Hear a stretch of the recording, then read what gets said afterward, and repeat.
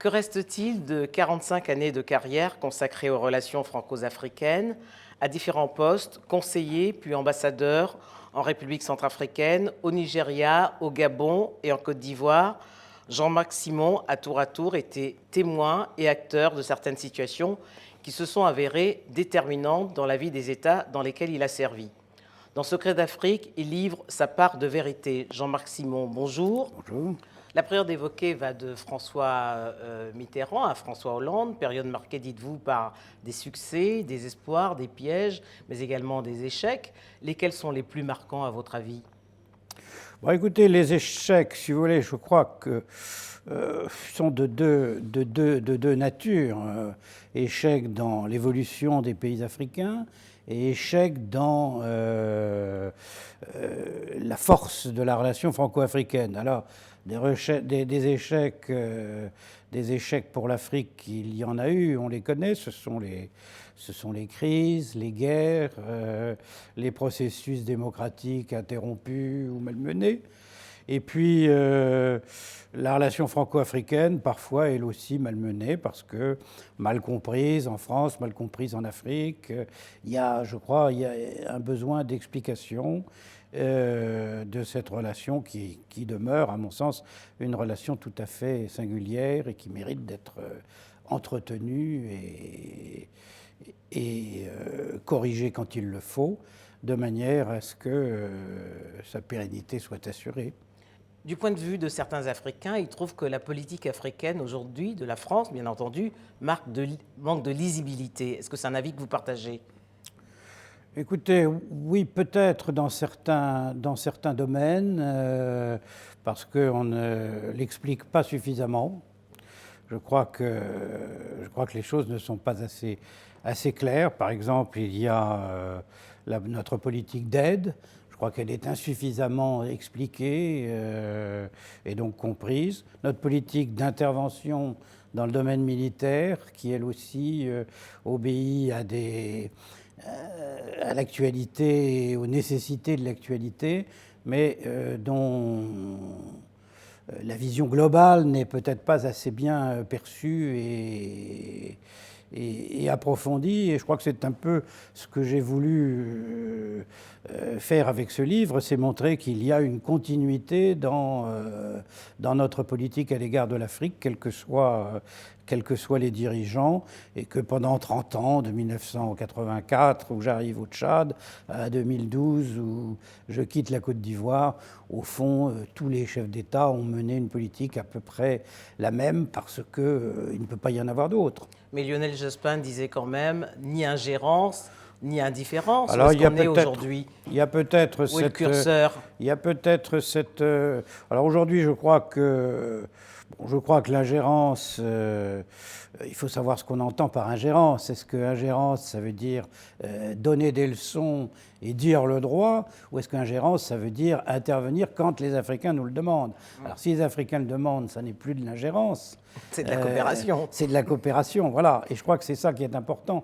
Aujourd'hui, nous sommes dans une époque nouvelle et il n'est plus question de s'ingérer. Et moi, je trouve qu'on continue à donner toujours beaucoup de leçons ou à vouloir donner des leçons. Il faut arrêter de donner des leçons, mais aider et aimer les Africains, au fond. Et je crois que c'est ça qui est important, et c'est ça qui correspond à ce lien qui s'est maintenu si longtemps. Alors, je voudrais qu'on s'arrête sur 4 dates. La première, c'est 1990, la BOL, mais après les conférences nationales.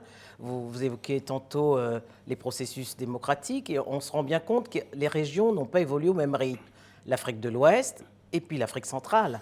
Alors, vous avez raison. En 1990, le président Mitterrand prononce ce discours de la Baule qui lie l'octroi de l'aide au progrès démocratique, voilà, que feront les États.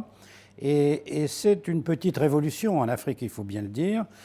Ça correspond aussi à des réalités. C'est pas uniquement parce que le président Mitterrand l'a dit que les choses se sont faites. C'est parce que après, il y a eu les conférences nationales. Voilà, il y a eu mais ça a ouvert la voie aux conférences nationales. Ça a ouvert la voie à des élections contrôlées, transparentes. Et ça a donné lieu à un certain nombre d'alternances dans de nombreux pays. On se souvient du Bénin, mais on se souvient aussi du Congo-Brazzaville, où le président sortant, Denis Sassou Nguesso, cède le pouvoir à Pascal Lissouba.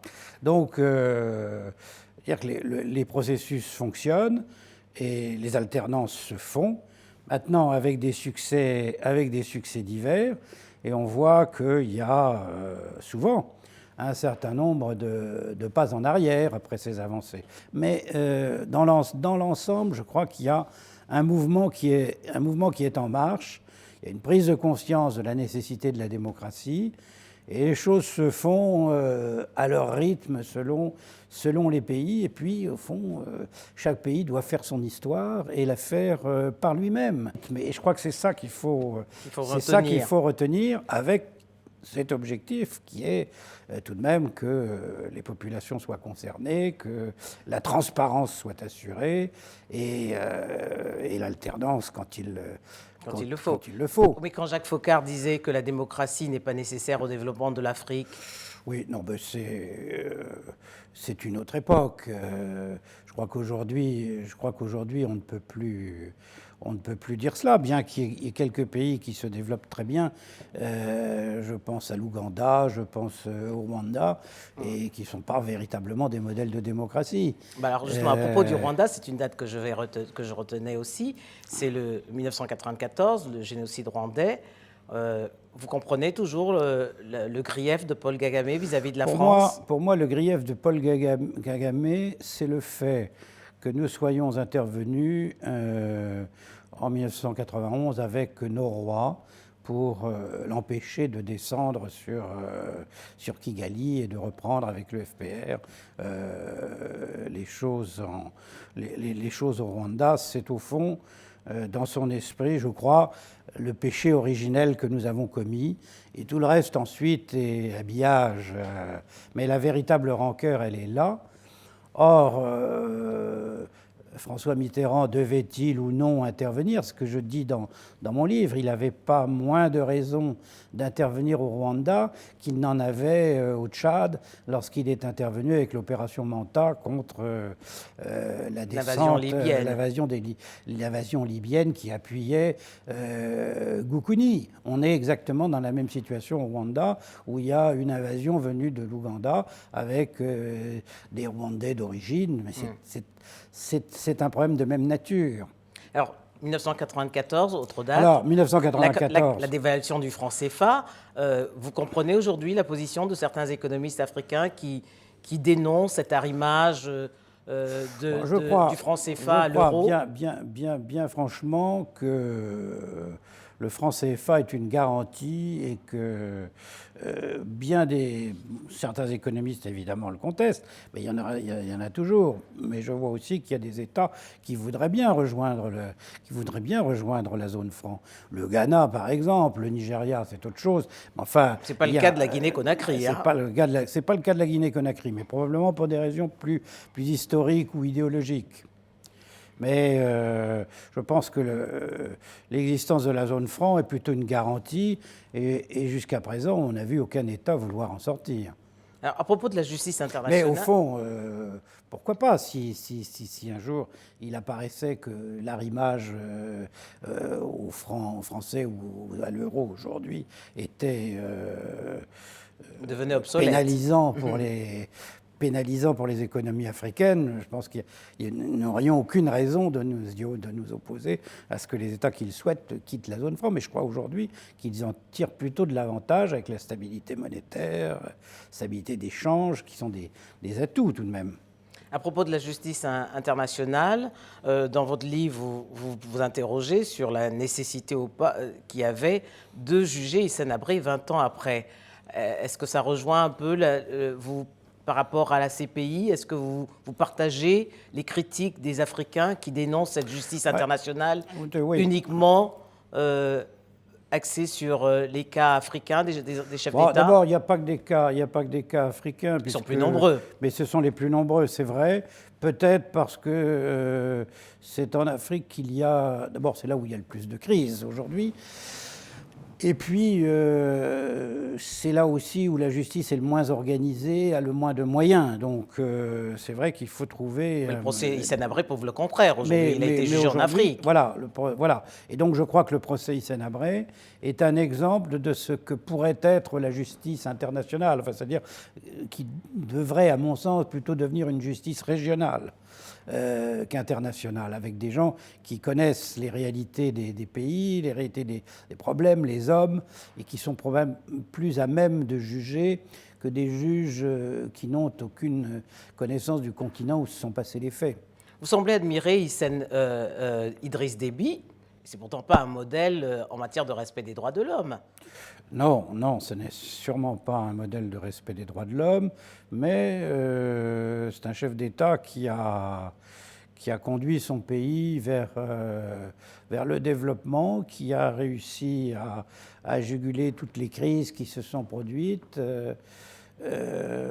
Je dois dire que j'ai une certaine admiration pour ces chefs d'État tchadiens, que ce soit Hissène Habré ou Idriss Déby. Et je ne veux pas les mettre en opposition l'un et l'autre. Chacun à son époque, je crois, a fait preuve de sens de l'État, de désintéressement personnel, et au fond permis de faire avancer leur pays. Alors il reste beaucoup de choses à faire, bien entendu, sur le plan des droits de l'homme, ça c'est certain, sur le plan de la démocratie aussi, mais je pense que les choses avancent aussi.